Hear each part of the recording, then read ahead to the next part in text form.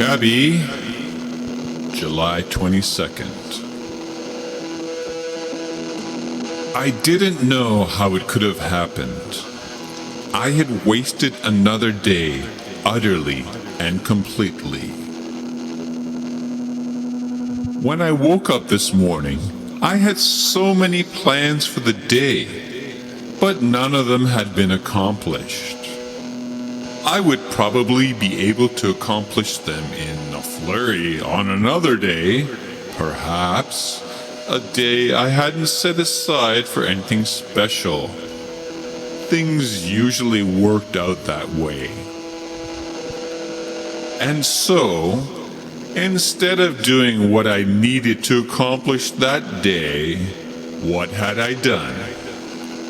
I had watched television, read the newspaper, read my book, played computer games, spent a lot of time making meals, putting off making phone calls, putting off writing important letters, putting off all and everything. By evening, I was so utterly bored and restless that I jumped into the car and set off for a long ride around the city looking for something, yet also looking for nothing.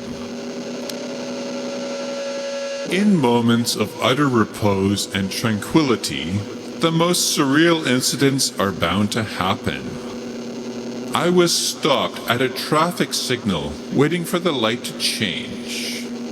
Some drunk guy got into the car, told me to go to such and such an address.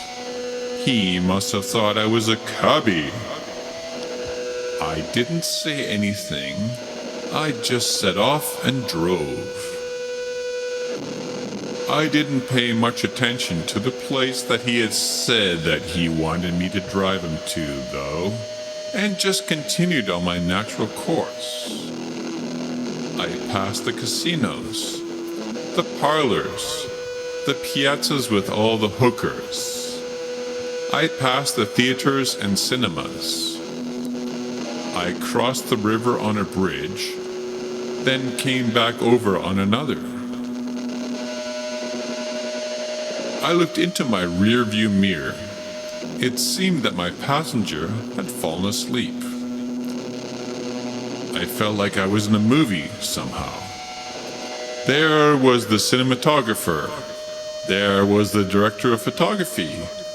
There was the director of lighting. The extras. The gaffer. The best boy. How queer we all are in this world of unusual procreation and inbreeding, newly evolved diseases and viruses. How polluted we all are. Pollution is what defines us from the moment we are born and cough our first cough until we wheeze our last wheeze.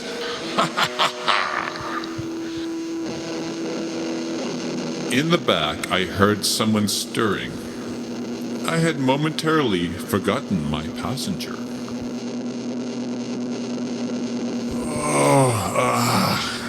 I must have fallen asleep. Cabbie, do you have any aspirin? Call me Sal, I said, making up a cabbie's name. Nah, I don't. Got a headache? Yeah, I guess you could say that. Maybe this will do the trick. He reached into a pocket and pulled out a gun and put it to his temple. No, don't! I screamed. Not in my car! What? Not in your car? Pull over then, he yelled. Where was it you said you wanted to go? I asked suddenly, desperately. Where are we? I told you to go to Louise Street, South District. What's wrong with you? I should use this gun on you before I use it on myself. there'd be enough time before we crashed for me to pull the trigger twice. I've got more than 2 bullets left. How far are we from Louise Street anyway? Not too far, I said nervously. I started thinking about finding a police station somewhere along the road. The guy was drunk enough that I could drop him off across the road from one, park the car, get a cop, and catch up to him and have the cop hit him over the head. This was how my mind was working on this strange evening. What else could I do? Parking next to a cop car wouldn't be subtle enough.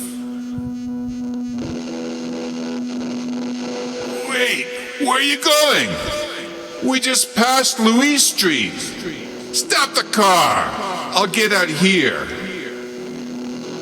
I wasn't sure what to do, but then I remembered that the guy had a gun and I didn't. I pulled over and he opened the door and got out. How much I owe you? He asked, teetering onto the sidewalk. Nothing, I said. It's on the house. Can't do that, I'm afraid. I work for the unions and it would be unethical. I'll be reimbursed anyway. It's no big deal. I need a receipt, though. Really? Don't worry about it. I'm not a cabbie. Not a cabbie? If I don't pay you, I could get in a lot of trouble. He seemed confused. Oh, fuck it. Just take this. He handed me his wallet. No, I don't want this. I heard a click. He was pointing his gun at me again, cocked. Okay. I opened his wallet and pulled out a piece of paper. Here's your receipt. This had to be good enough for him. Or I was buying myself a bullet. My foot was ready to hit the gas as hard as possible.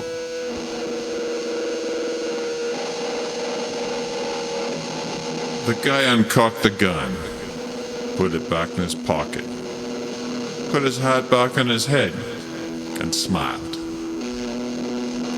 He walked away from the car, and I turned around to watch him leave.